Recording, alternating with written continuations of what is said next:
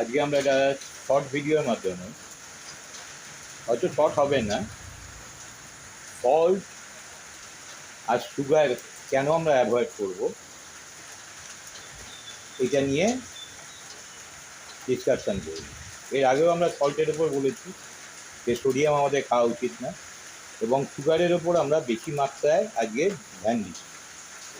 আমরা যদি অতিরিক্ত পরিমাণে সুগার অর্থাৎ মিষ্টি গ্রহণ করি, যাদের ডায়াবেটিক নেই তারা মনে করি যে মিষ্টি আমরা অনেক পরিমাণে খেতে পারি, কিন্তু যখনই সুগার অতিরিক্ত মাত্রায় হবে তখন আমাদের শরীরে মেইন জিনিস কি, নাইট্রিক অক্সাইডের প্রোডাকশান কমে যাবে। তবে নাইট্রিক অক্সাইডের যদি প্রোডাকশান কমে যায় তাহলে ভিসোডায়ালেটার হিসেবে নাইট্রিক অক্সাইড আমাদের শরীরে কাজ করে। তবে ভিসোডায়ালেটার হয় না, ব্লাড ভেসেলসে ব্লাডের যে ফ্লো হয় সেইটাকে ঠিক মতো নিয়ন্ত্রণে রাখে এই নাইট্রিক অক্সাইড। তাহলে ব্লাড ভেসেলসে ব্লাডের ফ্লো কিন্তু কমে যাবে, অর্থাৎ ব্লাড ভেসেলসগুলো সংকুচিত হবে, তাতে হাই ব্লাড প্রেশার বাড়তে পারে, তাতে আমার যে কোনো জায়গায় পেন বাড়তে পারে, এবং সেইটা কিন্তু আমার হার্টের ডিজিজেরও একটা কারণ হতে পারে।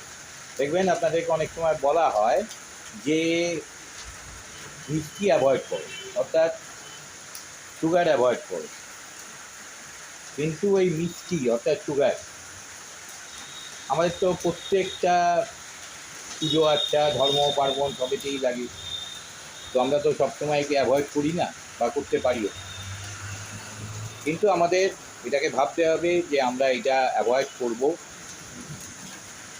কারণ আপনাদেরকে ডিরেক্টলি জানিয়ে এলাম যে নাইট্রিক অক্সাইডের শরীরের ক্ষরণ কমিয়ে দেয়, তারপরে নাইট্রিক অক্সাইড আমাদের ভেসোডায়ালেটার হিসেবে যে কাজটা করে সেটা বন্ধ হয়ে যায়। এর আগেও বহু ভিডিওতে বলেছি যে আপনারা যদি প্রপার জিনিসটা বুঝতে পারেন নিজেই কিন্তু খাদ্যকে ত্যাগ করতে পারবেন, নিজেই কিন্তু এগিয়ে যেতে পারবেন।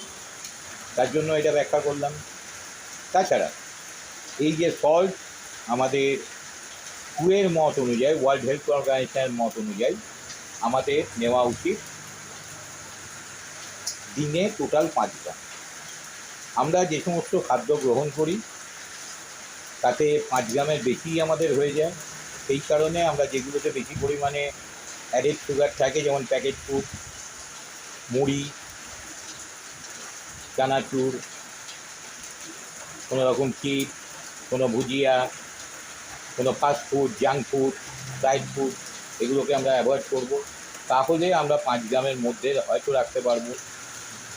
অনেকে হয়তো একটু প্রেশার বাড়লে, ব্লাড প্রেশার যদি হয়, ডাক্তার যখন বারণ করছে যে আপনি অ্যাডেড সুগার করবেন না, সে হয়তো এক্সট্রা যে নুনটা আবার ভাতের মধ্যে মিশিয়ে খেত সেটাকে বারণ করছে। আবার আমাদের প্রচুর ভুল ধারণা আছে নুন ভেজে নিলে নাকি তার আবার সোডিয়াম চলে যায়। এইসব ভুল ধারণা থেকে আপনারা বেরোন। প্রতিদিন 5 গ্রামের বেশি সোডিয়াম গ্রহণ করবেন না, অর্থাৎ নুন গ্রহণ করবেন না, এবং সুগারটাকেও ত্যাগ করুন। তার মানে এই বলছি না যে আপনি একবার দুবার চা খান তাতে অল্প একটু চিনি হলে সেটা বিষয় না। একদম যে সুগার ফ্রি লাইফ আপনাকে কাটাতে হবে তা নয়। ডায়াবেটিক রুগীরা যেটা ভয় পান, কিন্তু ডায়াবেটিক রুগীরা এটা ভয় পান যে অতিরিক্ত সুগার আমরা গ্রহণ করব না, কিন্তু তারা পক্ষান্তরে এমন কিছু ফুডও গ্রহণ করে ফেলেন তাতে ডায়াবেটিক লেভেল করে। তো এই জিনিসটা আমাদের ভাবতে হবে।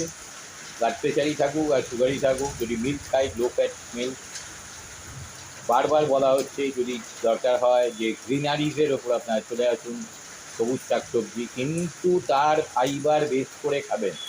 প্রচুর ফাইবার খেয়ে ফেললেন, ডাইজেস্ট হলো না, তাহলে ইনডাইজেশন প্রবলেম তৈরি হবে, তাহলে সেখান থেকে ডায়রিয়াও হতে পারে। তাহলে প্রপারলি খাবেন আপনি কতটা ডাইজেস্ট করতে পারেন। এরপরে আর এই ভিডিওকে আজকে বাড়াচ্ছি না। নমস্কার, পরবর্তী ভিডিওর জন্য ওয়েট করুন।